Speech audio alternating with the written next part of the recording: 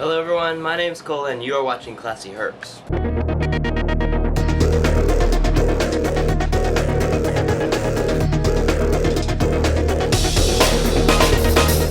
Alright, so this is going to be a how-to video today, and it's going to be for anyone who has rodents, just to save people some time. It's how to switch from these water bottles, filling them up constantly, gets annoying, I know from experience, to this automatic watering system here. Today I'm going to be showing you how to install one of these and just where to get your stuff and all of that. Alright, so everything that you need for this setup here you can find on the internet. A lot of people buy from Freedom Breeder, the website. They're really known for their snake racks, but they also make rodent racks. You can buy a rodent rack from them with one of these installed in it, but it's going to cost you like 5 arms and a few legs. It's really expensive, but it is really efficient. But they also just sell the watering system, but they're I looked around for you guys, and a little cheaper. I've shouted these guys out before. Reptile Basics. Their supplies are a little cheaper. The name kind of implies it. They just sell Reptile Basics. So yeah, you can just get all the stuff from Reptile Basics. I'll put a link in the description. Just go to their website, look at their rodent section, and they have all the stuff. You have to buy it all separately because it's not really a package. First off, I'll show you what you need to buy here. First off, at the very top, you need some kind of reservoir. They sell special tubs for this, but they're really expensive, and I don't really understand why. But you can just go to Home Depot or some home improvement store and buy these 5-gallon buckets, and they work the best in my opinion. Alright, and then from there on, everything else you get from the website. The connector to the bucket, this thing right here, you're going to need one of these for every bucket you have. It just connects the inside of the water to your hose. So obviously next you need some hose. You buy it by the foot. It's pretty cheap. It's not all that expensive. Make sure you get black hose. They only sell black hose, but if you're going to go somewhere else, it has to be black, because if it's clear, then you'll have algae buildup on the inside, and that's not good for your water. So make sure you get black rubber hose here. You're going to use quite a bit of rubber hose. And then coming down, if you have more than one tub, which I'm assuming that's why you are doing this, you're going to need these little T divider things to keep your water flowing. I'll show you how those work in a bit. And you're going to want these clamps. These are kind of optional, but if you don't get the clamps, your tubing is just going to be a mess, and they're like 20 cents a piece, and I would really suggest you invest in it because it's just going to hold everything together a lot better and save you some headaches. And then last, at the bottom, you're going to have these nozzles here at the nipple where the water actually comes out. And this isn't all together, but they put it all in the same bag. What's in here? One nozzle, you have to buy that separately. And then the other thing in here is this clip, which fits perfectly on 1/2-inch wire mesh, and it just goes into the nipple like that, and then it clips on to your screen, holds it in place so they can't move it around or knock it out so they don't have water. And those are separately, like I said, but it's definitely worth investing. Definitely buy all of this here. I didn't waste anything. That's everything you need. So this is what a finished one looks like, just to give you an idea. There's your bucket, there's the connector that goes inside, here comes down your tubing, that's the first one. And then you have this T-bracket right here, tube comes down. I'll show you the T-bracket here. What it does is the tube comes down here, and right here there is one of those T-brackets, so that it goes into this tube here. And then to keep the water flowing down to your next tub, you have to keep it going here, but we want to split it off to go into this tub here. So you have this T thing, so water flows here and here out of this one, and so then the water flows over here right into this nozzle right here, and they drink out of that with the clip on there, as you can see. And that's how it works. And the reason I'm making this video is because this does not come with instructions, and there aren't very many instructions on the internet, but with some common sense I figured it out. But for those who don't have any common sense, I'm going to make this video for you guys. So here we go. Alright, so I kind of had a problem with this one rack that I'm doing here. I'm going to show you how to do it on this rack. But the rack is so close to the ceiling that there's not room for one of those 5-gallon buckets, so you just kind of have to improvise, and I'm using this 41-quart tub, which kind of sticks over, but it should work. So what I'm going to do is I'm going to drill the hole for the connector right here. Alright, so for this you're going to need some kind of a power drill, and you need an 11/16, you see that right there? It says 11/16 drill bit to drill your hole in the tub for the connector.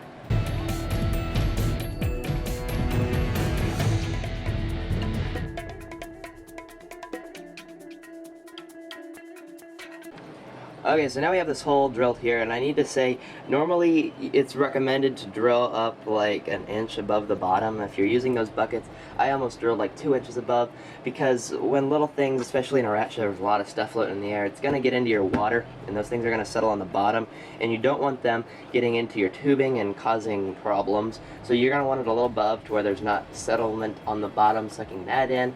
But because I'm using such a shallow tub, I really need as much as I can, and I think I'll be okay putting it pretty close to the bottom. Alright, now here we have our connector. All you do to put it on is take this screw off of the end, leaving this O-ring to the big part, and that's going to go on the outside, and then the tub's going to go in the middle here, and you just screw that on.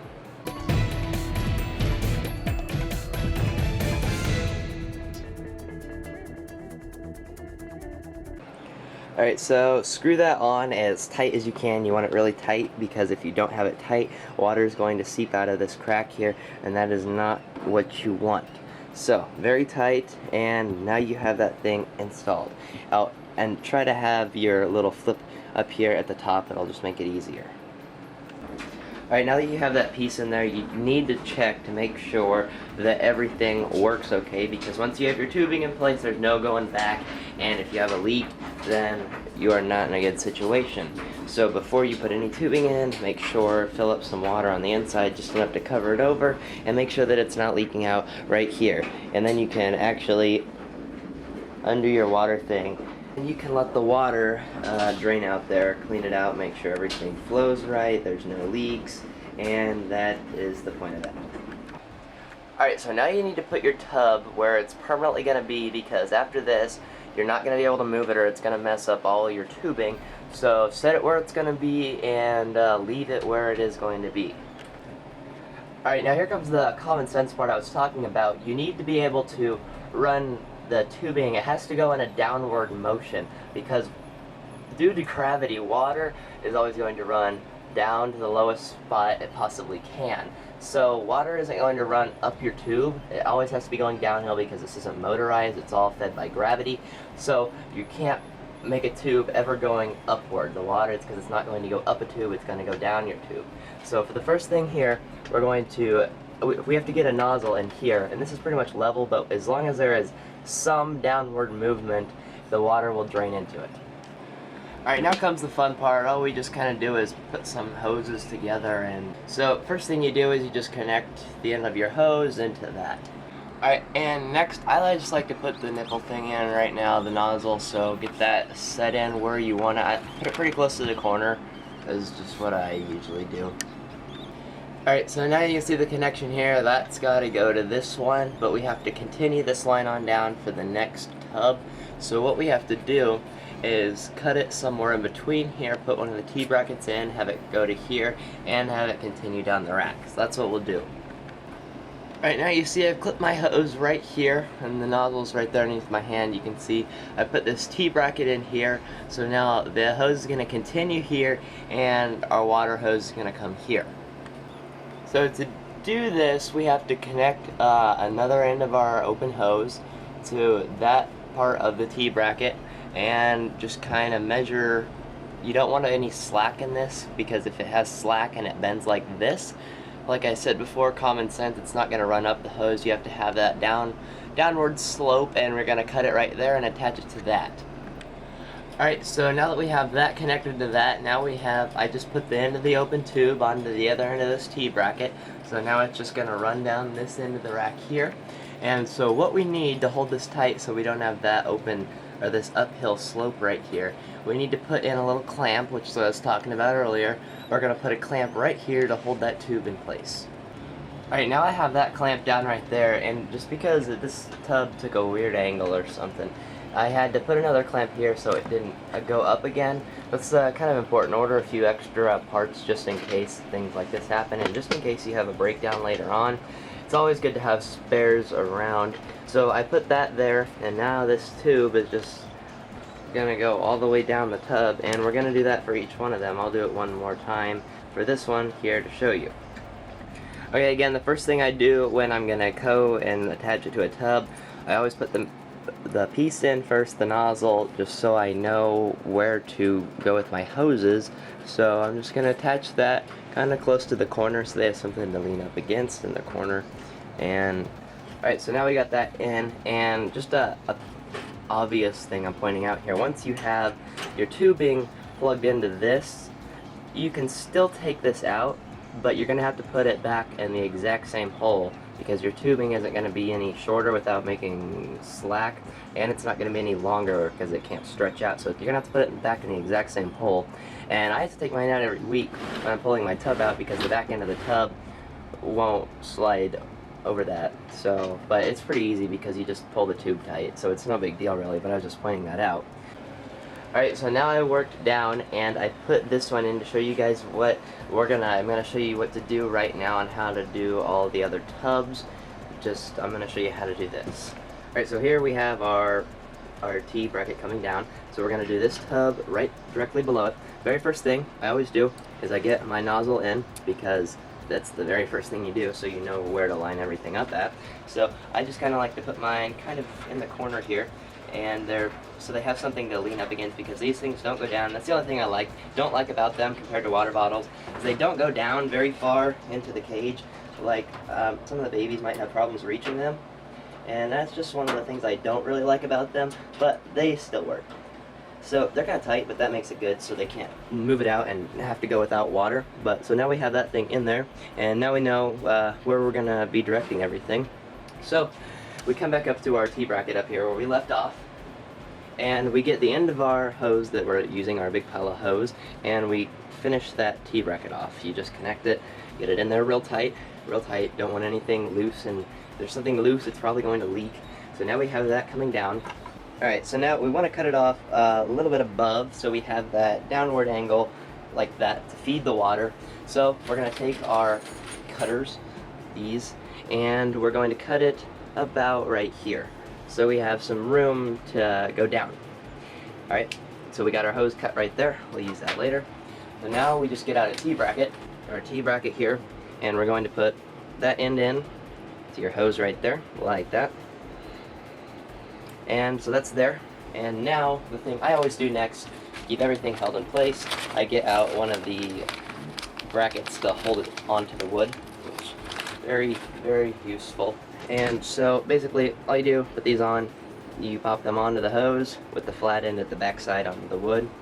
I like to put mine just above. Alright, and then you get your screwdriver and you put it on the end of that, and make sure you pull it tight because you don't want it loose, because that just makes spots where water can pile up and make it ineffective. So screw it down to hold your tubing all in place, and now we have that. It's looking good.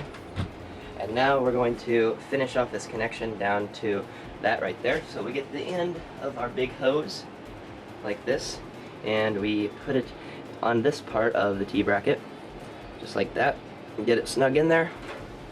And then you kind of just drape that out there, so you kind of have to just guess. You don't want it loose, so you have pockets, but you don't want it too tight, obviously. So you just kind of have to put it there and just kind of leave room, a little bit of room, because you have to go down on the nozzle. Cut your hose, and then you just pop that on there. I usually have to go underneath to hold that up while I do this, and you just push that in on that there, and now that one is complete, and we're back to where we started, where we have the end of this one to finish. So now all we'll do is continue the hose down and do the exact same thing on this next tub. Alright, and then when you get to your last tub and you don't want to put a T-bracket in to continue it on anymore because you're at the bottom, then all you have to do, I'm sure they sell like L brackets that would make a 90-degree angle turnover, but those are kind of pointless, and I didn't even see any for sale. So all I did was put a bracket on where I want it to make its 90-degree turn where it would, and then just continue it right down to there. And so all your water is going to come down to there, and that's how these things work, because when this tube fills up with water from pressure from the top, then it really does it fills up at the bottom there, and then the whole thing is just kind of pressurized so that water has to run through every single one. And when you're done, you can look up it, and you have all of your tubs being fed by those water things, and it looks really clean and nice. Alright, now all that's left to do is get a hose or whatever you're going to be filling it up with, your water, and fill up your reservoir. Once you have everything settled in, then you just turn your on-off switch to on. It's always set on off when you first get it. You just have to swing it forward. That's going to allow water to flow into your thing here, and then you have to go through each little nozzle and just hold it until you feel water coming out. Like you see my hands are wet. You just have to let the pressure out of its tube, and then you'll feel it coming out. And then that one's activated, and then you just come through to the next one, and then you pull back the little thing on the nozzle until you'll hear it. Water will make a pressure sound. Again, it just kind of releases the pressure in your tubes like that. You just go through them all. You hear it. That's all it is. And then you just go through on all of them and do that, and then it's pretty much done. And then you just have to fill that up when it gets empty. Hopefully I only have to do it once a week when I come in here and clean. That's a big relief for me, because filling up those water bottles every day was just a mess. You know, it took so much time and effort to pick up each one, go take it to some kind of faucet, and then screwing all the lids off, screwing them all on. It doesn't sound like that much work when I'm talking about it, but when you have like 30, 40 water bottles, it's a lot of work. And then bringing them all back in, and pretty much every day doing that, it takes a toll. I did that for 2 years, and finally I went ahead and got this. You can see the little nozzle, and there. It's definitely worth it, because I went ahead and just did one reservoir per rack. I could probably run all 3 of these off of one reservoir, but doing it this way, I know one rack can't drink 5 gallons, and so that means that only when I come in here on the weekends to clean everything is the only time I'll really have to fill up their water, and that feels really good. A lot of relief. So, alright, and one last thing here, you need to put a hole in your lid. That's kind of blurry, but you need a hole in your lid to let out air pressure so it doesn't form a vacuum inside there, because then it won't let water out. It has to have air coming in before it can let water out. So if you have an airtight lid, put just a little hole for air to come in. Thank you for watching, everyone. My name's Colin, and you've been watching Classy Herps.